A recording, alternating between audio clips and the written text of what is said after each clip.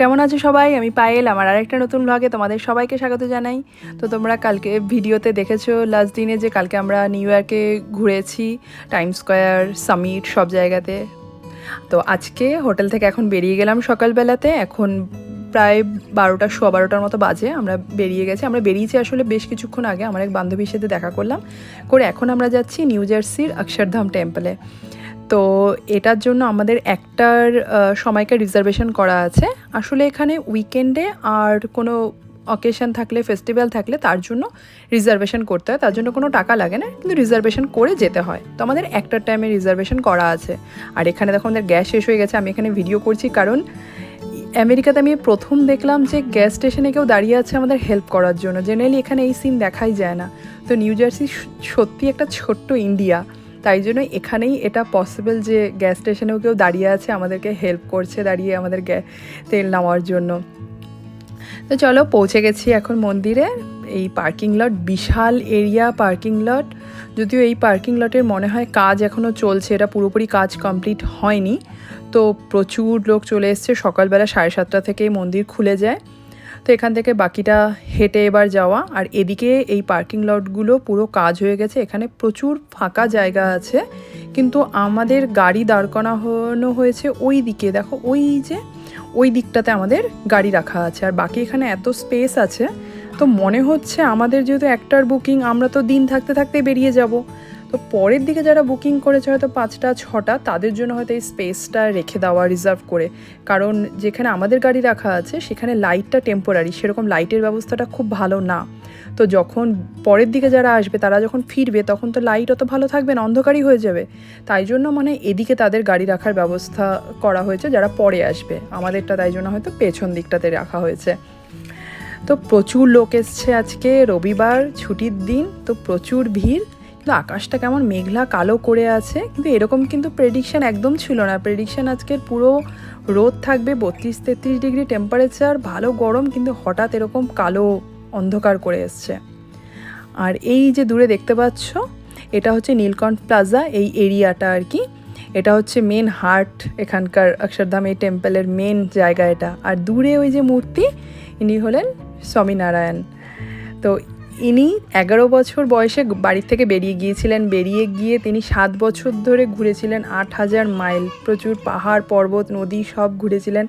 তো তিনি ইন্ডিয়ার কোথায় কোথায় ঘুরেছিলেন সেই জায়গাটার পুরো ম্যাপটা এখানে করা আছে। তিনি কোথায় কোথায় গিয়েছিলেন, থেকেছিলেন সেই সব।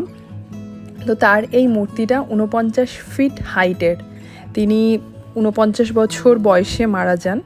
তো সেইটাকে মাথায় রেখেই মূর্তিটাও তৈরি করা হয়েছে 49 ফিট হাইটের। এই যে বলতে বলতে হঠাৎ এমন ঝমঝমিয়ে বৃষ্টি শুরু হলো যে সবাই এই চারিদিকে যে যেখানে পেয়েছে জায়গায় যে গম্বুজ মতো এগুলো করা আছে, সব চারিদিকে এগুলোর মধ্যে উঠে দাঁড়িয়ে গেছে।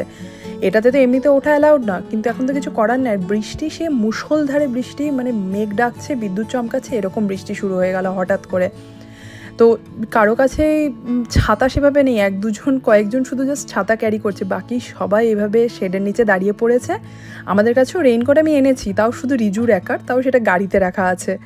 তাই জন্য আমরাও এখানে দাঁড়িয়ে আছি। আর দেখো এদিকে লোকজনের অবস্থা, এরা আর আশেপাশে কোথাও শেডে যেতে পারেনি, এরা গাছের নিচে এইভাবে দাঁড়িয়ে পড়েছে। কি করবে এরা? আর এইদিকে দেখো আরও একদল, এখানে এরাও সব গাছের নিচে দাঁড়িয়ে আছে। বৃষ্টি কমলে তারপরে সব বের হবে। এবার বৃষ্টিটা কমেছে, আমরা তো একদম বৃষ্টি কমলো তারপরে আমরা বের হলাম। অনেকে আগেই চলে গেছে, একটু যখন অল্প অল্প পড়ছিল তখনই বেরিয়ে চলে গেছে, তাই জন্য এখন এতটা ফাঁকা, কারণ অনেকে ভেতরের দিকে চলে গেছে। তো আমরাই মোটামুটি সবার লাস্টে বেরোলাম।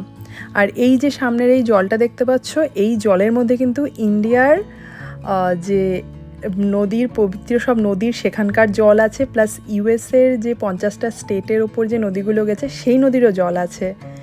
তো এই জলটারও বিশেষ একটা গুরুত্ব এখানে। এতগুলো ইউএসের স্টেটের নদীর জল প্লাস ইন্ডিয়ার থেকে জল নিয়ে এসে সেই জলও এখানে এই পন্ডটার মধ্যে, এটার মধ্যে দেওয়া আছে। আর এই যে মূর্তিটা এত সুন্দর না, খুব সুন্দর দেখতে, অপূর্ব জাস্ট। আর এখান থেকে দূরে ওই যে মন্দির দেখা যাচ্ছে, ওটা হচ্ছে মেন মন্দিরটা। আমরা এই মন্দিরে 2019 সালে এসেছিলাম একবার। তখন রিজু একদম ছোট ছিল, 2 বছরের। তো তখন তো এসব কিছুই হয়নি, জাস্ট ছোট্ট একটা পোর্শন ছিল, বাকি সব কাজকর্ম চলছিল মন্দিরের। তখন শুনেছিলাম যে মন্দিরটা বিশাল হবে, তখন কাজকর্ম চলছে। ওই দূরের পার্টটা শুধু কিছুটা অংশ হয়েছিল, পার্কিংটাও তখন সামনের দিকে অনেকটা ছিল। এখন তো আমরা অত দূরে গাড়ি রেখে তারপরে হেঁটে আসলাম। তো তখন অবশ্যই কাজকর্ম শুরু হয়েছিল। তো এটা তৈরি হতে 12 বছর টাইম লাগলো মন্দিরটা পুরোটা।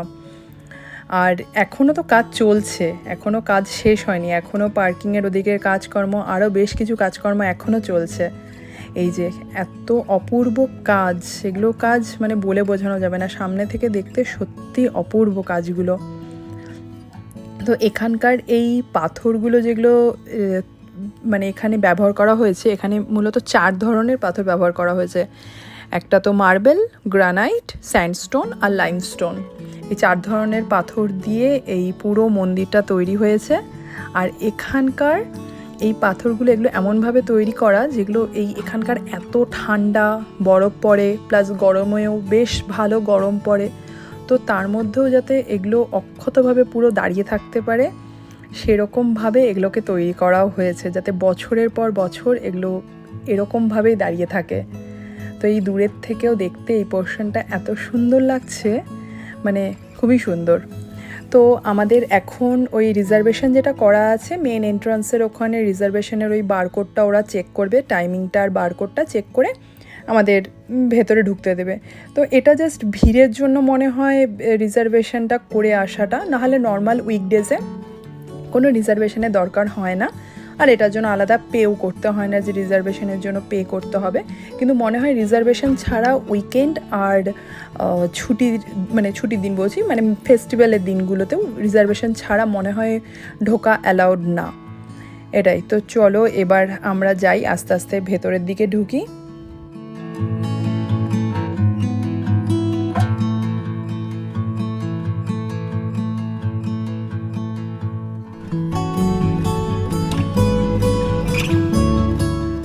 এটা হচ্ছে ঢুকেই ওয়েলকাম সেন্টার।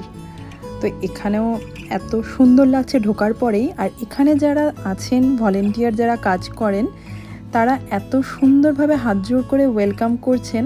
আমরা ঢুকতেই যিনি দাঁড়িয়েছিলেন তিনি একজন মনে হয় গুজরাটি যতদূর সম্ভব। তিনি ঢুকতেই আমাদের সাথে বাংলায় ঢুকেই বললেন, ও বাঙালি। ঢুকেই সাথে সাথে সুন্দর বাঙালি হাত জোড় করে, আসুন ঘুরে দেখুন, আপনাদের অবশ্যই ভালো লাগবে, এত সুন্দর করে বললেন, মানে খুবই ভালো। তো প্রত্যেকে এখানে ব্যবহার সব কিছু এত ভালো। তো কাজগুলো দেখো, খালি দেখে চোখ ধাঁধিয়ে যাচ্ছে, সত্যি এত অপূর্ব কাঠের কাজ, মানে নিখুঁতভাবে এই কাজগুলো করা। আর ভেতরে আবার প্রদীপ জ্বলছে মতো, অ্যাকচুয়াল প্রদীপ না এগুলো ব্যাটারি জ্বালানো, কিন্তু দেখে কোনোভাবেই মনে হচ্ছে না ব্যাটারি দেওয়া। সেই প্রদীপগুলো দেখে মনে হচ্ছে সত্যিই প্রদীপ জ্বলছে। তো এই বেরিয়ে ওখান থেকে ওয়েলকাম সেন্টার থেকে বেরিয়েই বাইরেটা। আর এই যে সামনের মন্দিরটা, আমরা যখন 19 সালে এসেছিলাম তো শুধু এই মন্দিরটাই ছিল তখন। তো আমরা এর ভেতরে ঢুকেছিলাম সেই টাইমটাতে, বাকি এগুলো সব এই কয়েক বছরের মধ্যে তৈরি হয়েছে। তো তখন না আবার ভেতরে ফটো তোলা অ্যালাউড ছিল, আমরা ভেতরে গিয়ে আমাদের ফটো আছে, ফটো তুলেছিলাম তখন। কিন্তু এখন এই দুটো মন্দিরের একটাতেও ভেতরে ঢুকে ফটো তোলা অ্যালাউড না, ক্যামেরা পুরোপুরি নিষিদ্ধ একদম। আর এখানে এই আর্চগুলো যেগুলো আছে এগুলো পরপর এত সুন্দরভাবে লাগছে দেখতে, এত সুন্দরভাবে করা, মানে এক একটা পোর্শন দেখতে এতক্ষণ টাইম। কারণ এগুলো যে কাজ যারা করেছে সত্যি তারা ম্যাজিশিয়ান ছাড়া আর কিছু না, যে এত সুন্দর এত নিখুঁতভাবে কাজগুলো করতে পারে।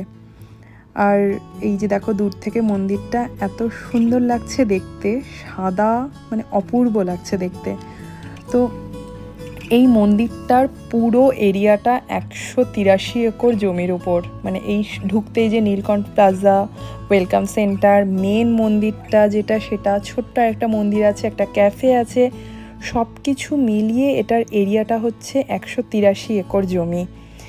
তো এর ওপর এটা করা হয়েছে, প্লাস এটা করতে খরচা হয়েছে $96 মিলিয়ন, যেটা ইউএস মানে ইন্ডিয়ান কারেন্সিতে যেটা 804,31,00,000 এরকম কিছু, মানে প্রচুর টাকা এটার পেছনে। প্লাস এত বছরের এত কষ্ট, এত মানুষের এত পরিশ্রম, এর পেছনে 12,500 লোক কাজ করেছে, ভলেন্টিয়ার তারা সার্ভ করেছে 12,500। তো যারা কাজ করেছে তাদের মধ্যেও প্রচুর জন বাই প্রফেশন, হয়তো ডাক্তার, কেউ ইঞ্জিনিয়ার, কেউ স্টুডেন্ট, কিন্তু তারা নিজেদের কাজের পরে বাকি সময়টা তারা এইখানে এইভাবে কাজ করে, নিঃস্বার্থভাবে কাজ করে মন্দিরের জন্য সেই সময়টা দিয়েছে।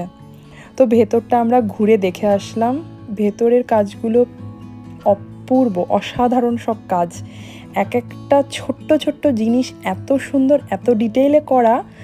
ছোট্ট গলার মালা, একটা রথের যেগুলো ঝুল্লিগুলো যেগুলো ঝুলে, সেগুলো মানে পাথর কেটে যেগুলো পসিবল না দেখলে বিশ্বাস করা যাবে না যে এত সুন্দর করে করা হয়েছে সেগুলো। আর এই দিকে বেরিয়ে গিয়ে এদিকটাতে হলো ক্যাফেটা। তো আমাদের এখন 3:30 মতো বেজে গেছে, তো খিদেও পেয়েছে। তো এখন আমরা তাই জন্য ভাবছি যে ক্যাফেতে গিয়ে কিছু খেয়ে নেব। আর এখানে দেওয়া আছে পরপর ফটো, যে 2014, 15, 16 পরপর এক একটা স্টেপ বাই স্টেপ কতদূর কী কাজ হয়েছিল সেই ফটো এখানে দেওয়া আছে। আর এই যে 19 সালে দেখো বলছিলাম যখন আমরা এসছিলাম তখন এই পোর্শনটুকুর অতটুকু কাজ হয়েছিল, পুরো কাজ চলছে তখনও। কারণ এটা কাজটা শেষ হয়েছে 2023-এ, মানে 2023-এর জাস্ট অক্টোবর মাসে এটা পুজো হয়ে এটা ওপেন হয়েছে পুরোপুরিভাবে। মানে ওপেন তো ছিলই, কাজ চলছিল, কিন্তু মেন মন্দির পুরোটা এটা 2023 সালের অক্টোবর মাসে এটা খোলা হয়েছে। এই যে এক একটা স্টেপ বাই স্টেপ 20 সাল, 22, 21 আর এই যে আলটিমেটলি 22-এ, আর সবার শেষে 23-এ গিয়ে পুরোটা এই যে তৈরি হয়েছে পুরোপুরিভাবে। তো এইভাবে পরপর এখানে ফটোতে স্টেপ বাই স্টেপ সব দেওয়া আছে। আমরা চলে এসেছি খাবারের এখানে। এবার খাওয়ার কিছু অর্ডার করে দেব এদিকে। এখানে পুরো ইন্ডিয়ান খাওয়ার, এখানে এমনিতে পিৎজা টিজা সেগুলোও আছে। তো আমরা কিছু থালি নেব, ভাবছি 2টো থালি নেব, আর পাওভাজি আর কিছু দেখি লস্যি টস্যি এসব কিছু জিনিস নিয়ে নেব। নিয়ে খেয়ে দিয়ে আবার কিছুক্ষণ ঘুরবো, কারণ সত্যি দেখে মন ভরছে না। আবার কিছুক্ষণ ঘুরে নিয়ে তারপরে বের হব আমরা। এখানে এই মন্দিরটা পুরো পৃথিবীর 2য় বৃহত্তম মন্দির, সেকেন্ড লার্জেস্ট এটা। ফার্স্ট কম্বোডিয়ার আঙ্কোর যেটা, সেটা সব থেকে বড়। তারপরেই দ্বিতীয় এই নিউ জার্সির এই অক্ষরধাম টেম্পলটা। তো এই যে নিয়ে নিয়েছি একটা চাট, নিয়েছি আমরা সমোসা চাট, পাওভাজি, লস্যি, আর এই যে থালিতে অনেক কিছু আছে, পরোটা আছে, ভাত আছে, 3-4 রকমের তরকারি, প্লাস আবার মিষ্টি, অনেক কিছু আছে। বাইরে এখন মুষলধারে বৃষ্টি আবার শুরু হয়েছে, পুরো বৃষ্টি চলছে। তো এই যে আবার এখন আমাদের দেখা টাকা সব হয়ে গেছে, আরেকবার আমরা পুরোটা ঘুরলাম, ঘুরে ফিরে খাওয়া দাওয়া সেরে এখন আমরা বেরিয়ে যাচ্ছি। এখন প্রায় 5:30 মতো বেজে গেছে। তো দেখে সত্যি মন ভরছে না। আমরা 4.5 ঘন্টা মতো থাকলাম, কিন্তু এখনও মনে হচ্ছে আরও যদি থাকি তো আরও ভালো। মানে এখানে থেকে কোন দিক যে সময় এতটা পেরিয়ে গেল বুঝেই উঠতে পারলাম না। ঘুরে এত সুন্দর এখানে কাজ, এত সুন্দর পরিবেশ, মানে পুরো মন ভরে গেল একদম এখানে এসে। খুবই ভাল লাগছে।